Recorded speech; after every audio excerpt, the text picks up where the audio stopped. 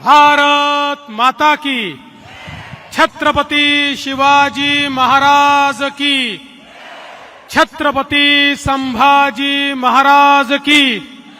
जय श्री राम, जय जय श्री राम।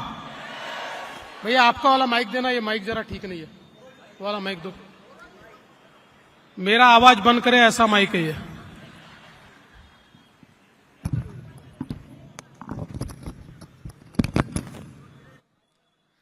बोल सियापति रामचंद्र की, पवन सुत हनुमान की, उमापति महादेव की।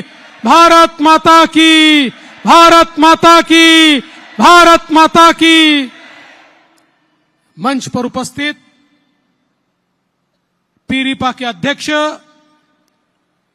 जोगेंद्र कवाड़े जी, सांसद प्रतापराव पाटिल चिखलीकर जी, हमारे विधायक प्रताप सरनाईक जी, बहन गीता जैन जी, नरेंद्र मेहता जी, हमारे जनप्रिय उम्मीदवार नरेश मस्के जी, रविंद्र फाटक जी, जयप्रकाश ठाकुर जी, जिन्होंने अभी अभी भारतीय जनता पार्टी में प्रवेश लिया, ऐसी बहुत ही प्रसिद्ध अभिनेत्री श्रीमती रूपा गांगुली जी, किशोर शर्मा जी, पूर्वेश सरनाईक जी, राजू भोईर जी, रवि व्यास जी, श्री डोंगरे जी, वर्षाते भोसले जी, संजय वाघुले जी, हसमुख गहलोत जी, विक्रम प्रताप सिंह जी, सचिन मांजरेकर जी, आसिफ शेख जी, देवेंद्र शेलेकर जी, संदीप राणे जी, अनीता पाटिल जी, निशा नार्वेकर जी, पूजा आमगांवकर जी,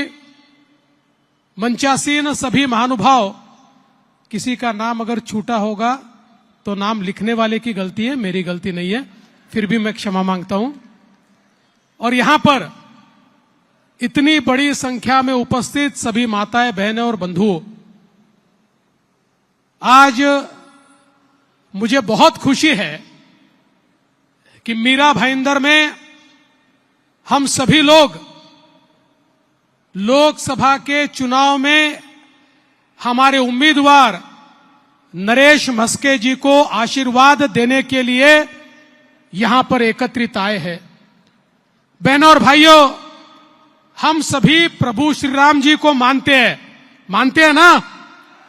बोलो जय श्री राम, जय श्री राम। तो बोलिए, प्रभु श्री राम के हाथों में क्या है? क्या है? क्या है? फिर बोलिए, एकनाथ शिंदे जी के हाथों में क्या है? क्या है? क्या है? नरेश मस्के जी के हाथों में क्या है? क्या है? इस मतदार संघ में मोदी जी के हाथों में क्या है? क्या है? क्या है? धनुष्य बाण। तो बहनों और भाइयों, फिर आपको और कुछ बताने की आवश्यकता ही नहीं है। हमको आने वाले 20 तारीख को धनुष्य बाण का बटन दबाकर हमारे नरेश मस्के जी को दिल्ली में संसद में भेजना है। ये चुनाव मामूली चुनाव नहीं है। ये चुनाव महानगर पालिका का, विधानसभा का चुनाव नहीं है। ये चुनाव भारत का चुनाव है। देश का नेता चुनना है। देश किसके हाथों में महफूज होगा, देश को कौन विकास की ओर ले जा पाएगा, देश के आम आदमी का सपना कौन पूरा कर सकता है, इसका निर्णय करने वाला ये चुनाव है। इसलिए मैं आपसे ये निवेदन करने के लिए आया हूं कि इस चुनाव को बहुत गंभीरता से हमें देखना होगा। आज अवस्था क्या है? महाभारत का युद्ध सच चुका है। जैसे महाभारत में एक और पांडवों की सेना थी, पांडवों के साथ कई राजा थे, दूसरी ओर कौरवों की सेना थी, कौरवों के साथ भी बहुत बड़े पैमाने पर राजे थे, रजवाड़े थे और युद्ध सजा था। वैसा ही भारत का युद्ध सजा है। एक और विश्व गौरव, विकास पुरुष नरेंद्र मोदी जी पांडवों की सेना लेकर खड़े हैं और इस सेना में मोदी जी के साथ हमारे शिवसेना के एकनाथ शिंदे जी हैं, हमारे एनसीपी के अजीत पवार जी हैं, हमारी मनसे है, हमारी रिपाई है, हमारी पीरिपा है, हमारी जनसुराज्य है, हमारी रैयत क्रांति है। ये सब मिलकर पांडवों की सेना तैयार हुई है। और कौरवों की सेना में कौन है? राहुल गांधी है। और राहुल गांधी जी के साथ 24-25 पार्टियों की खिचड़ी है। लेकिन मैंने उनको कहा, अरे खिचड़ी वालों, ये तो बताओ, हमारा तो तय है, हमारे तो प्रधानमंत्री मोदी जी है, आपका प्रधानमंत्री का उम्मीदवार कौन है? कोई बोलने को ही तैयार नहीं है। आखिर सुबह 9 बजे जो टीवी पर पोपटलाल आते हैं ना, वो पोपटलाल को बोलना पड़ा। पोपटलाल को पूछा, बताइए आपका उम्मीदवार कौन है? तो पोपटलाल ने कहा, हमारे पास तो बहुत उम्मीदवार है, हम 5 साल में 5 प्रधानमंत्री बनाएंगे। मैंने कहा बहुत अच्छी बात है, 5 साल में 5 प्रधानमंत्री बनाएंगे, लेकिन पहला कौन बनाएंगे ये तो बताइए। फिर मेरे ध्यान में आया, ये क्या करने वाले, एक कुर्सी रखेंगे, हम उस प्रकार से उस कुर्सी के इर्द गिर्द ये सारी पार्टियों के नेता घूमेंगे, और जैसे ही म्यूजिक बंद होगा, जो पहला नेता बैठेगा वो पहला प्रधानमंत्री, अगले साल जो दूसरा बैठेगा वो दूसरा प्रधानमंत्री। प्रधानमंत्री के पद को घंटा खुर्ची जैसा इन लोगों ने बनाया। और इनको बताओ, ये प्रधानमंत्री का पद है, ये तुम्हारे घर का पद नहीं है, ये तुम्हारे उद्योग का पद नहीं है, ये तुम्हारा प्राइवेट प्रॉपर्टी का पद नहीं है, ये देश के प्रधानमंत्री का पद है। इसको बंटवारा करने का अधिकार तुमको नहीं है। और इसीलिए देश की जनता ने ये तय कर लिया है, इस देश में फिर एक बार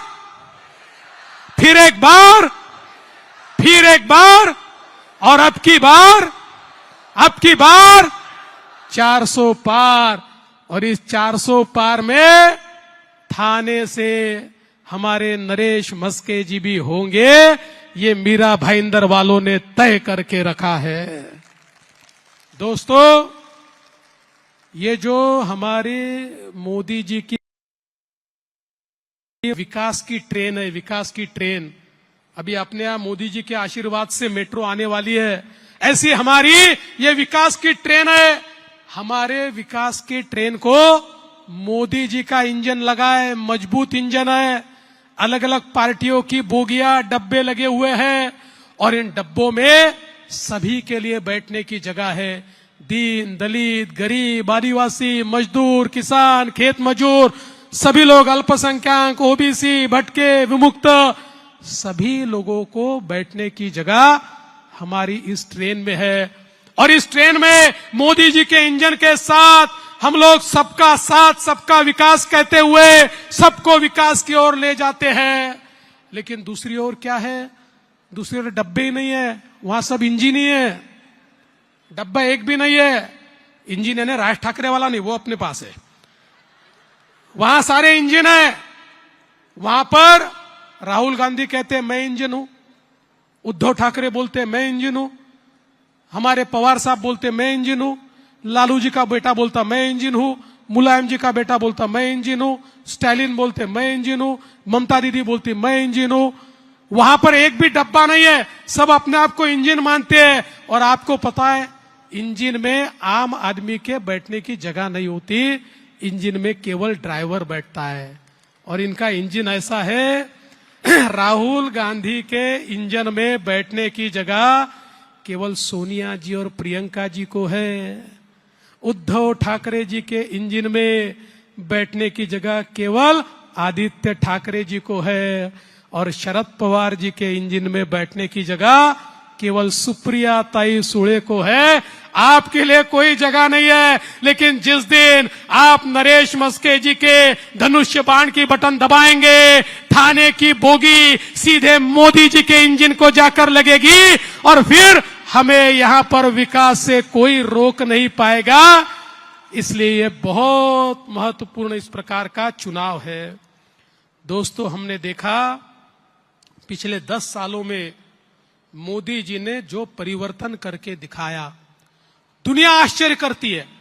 दुनिया के अर्थशास्त्री एक दूसरे से बात करते हैं, ये मोदी मैजिक क्या है, ये मोदी मॉडल क्या है। वो समझ नहीं पा रहे किस प्रकार से मोदी जी ने परिवर्तन किया है। 10 सालों में 25 करोड़ लोग गरीबी रेखा से बाहर लाने का काम मोदी जी ने करके दिखाया। 10 सालों में 20 करोड़ लोगों को झोपड़ी से पक्के घर में मोदी जी ने लाया। 10 सालों में 50 करोड़ लोगों के घर गैस मोदी जी ने पहुंचाया। 10 सालों में 55 करोड़ लोगों के घर शौचालय मोदी जी ने दिया। 10 सालों में 60 करोड़ लोगों के घर पीने का पानी मोदी जी ने दिया। 10 सालों में 80 करोड़ लोगों को 2 टाइम का राशन ये मोदी जी मुफ्त में देते हैं और अगले 5 साल भी देंगे। और 10 सालों में मोदी जी ने 64 करोड़ लोगों को, हमारे युवाओं को मुद्रा का लोन, 10 लाख तक का लोन बिना किसी गारंटी के और बिना किसी मॉर्गेज के दिलवाया।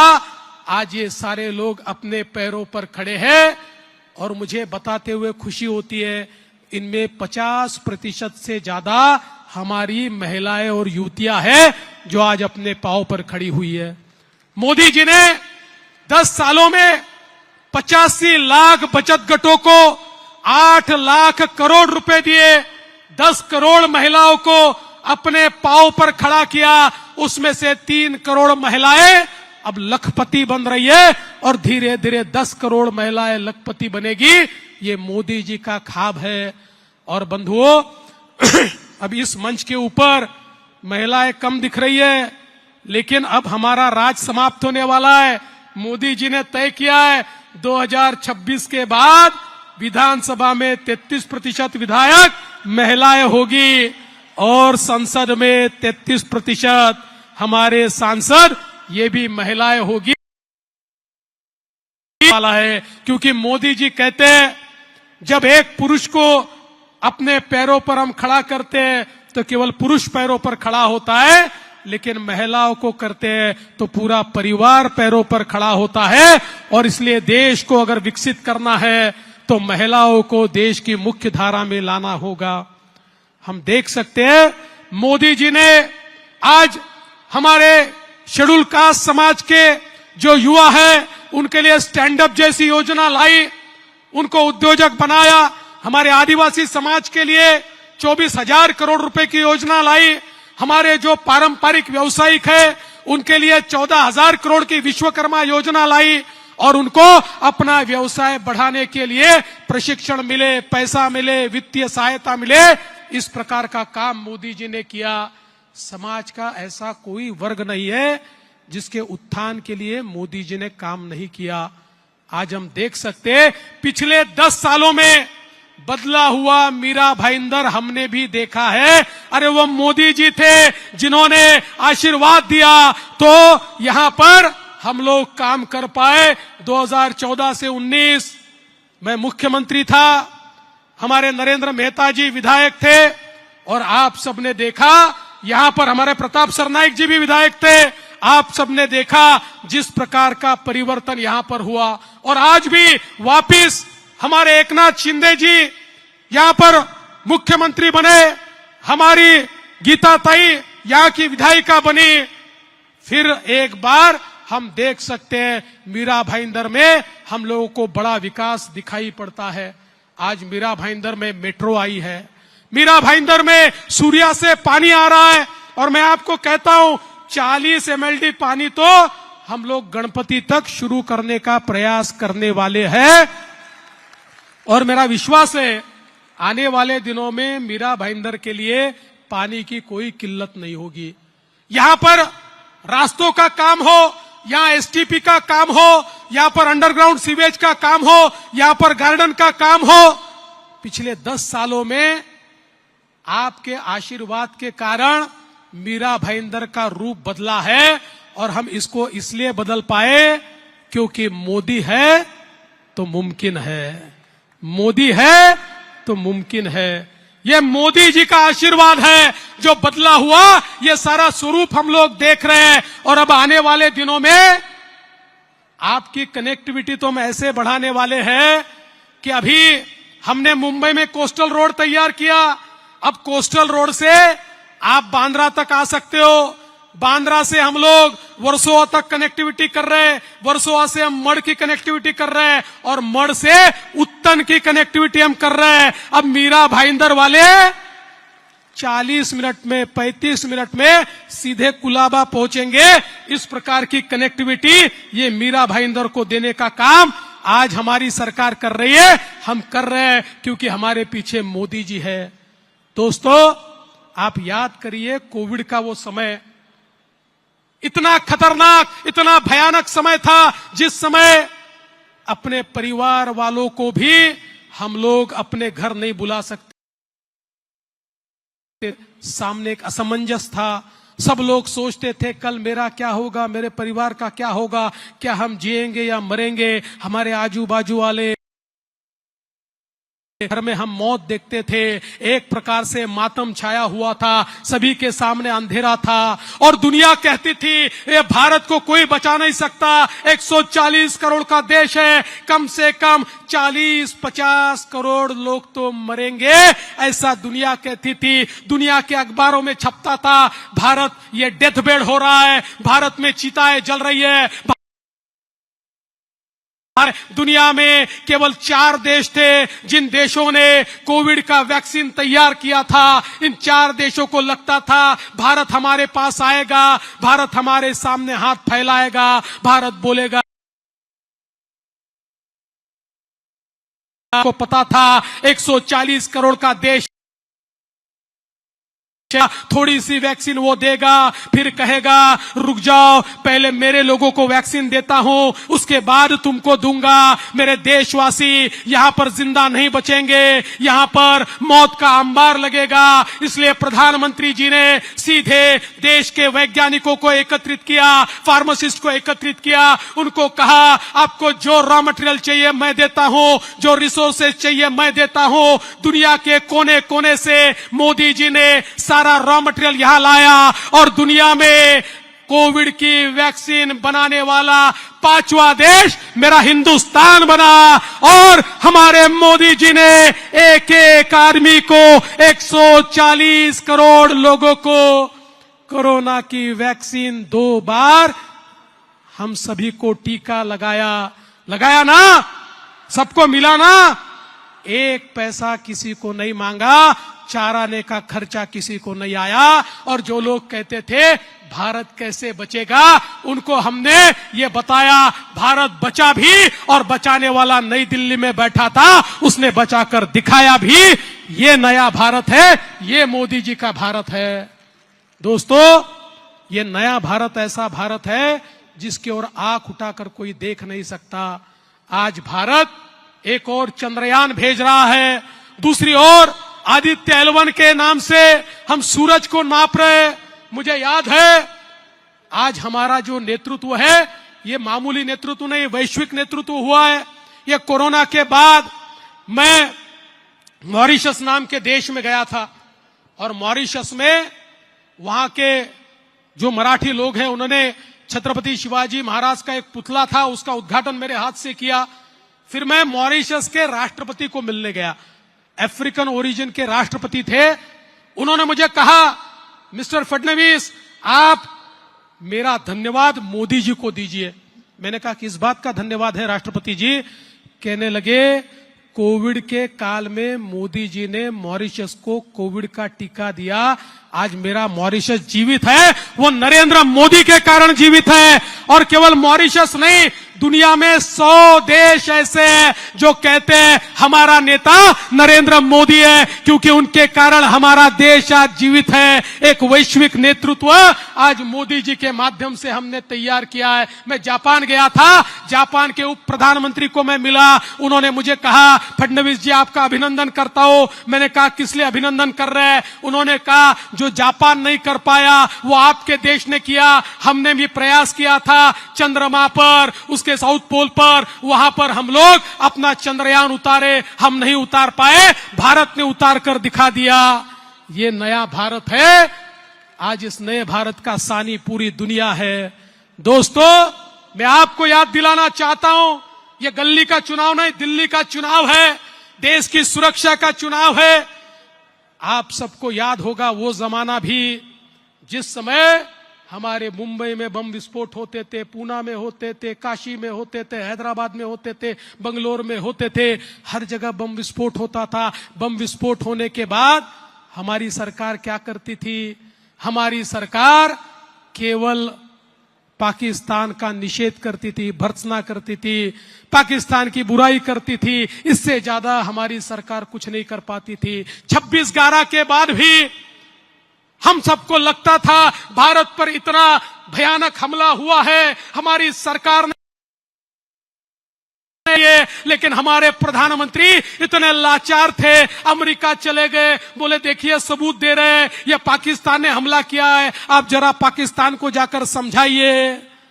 अरे मानो कोई छोटा बच्चा स्कूल में कोई मार दे तो रोता हुआ अपने बाप के पास जाए और बोले पापा उसने मार दिया, आप जाके उसको मारो। ऐसे 140 करोड़ के देश के प्रधानमंत्री की अवस्था थी। एक ऐसा भारत जो दुनिया का सर्वोत्तम देश होगा, ऐसा भारत अगर बनाना है तो दोस्तों आने वाले 20 तारीख को हमें धनुष्य बाण का बटन दबाना होगा।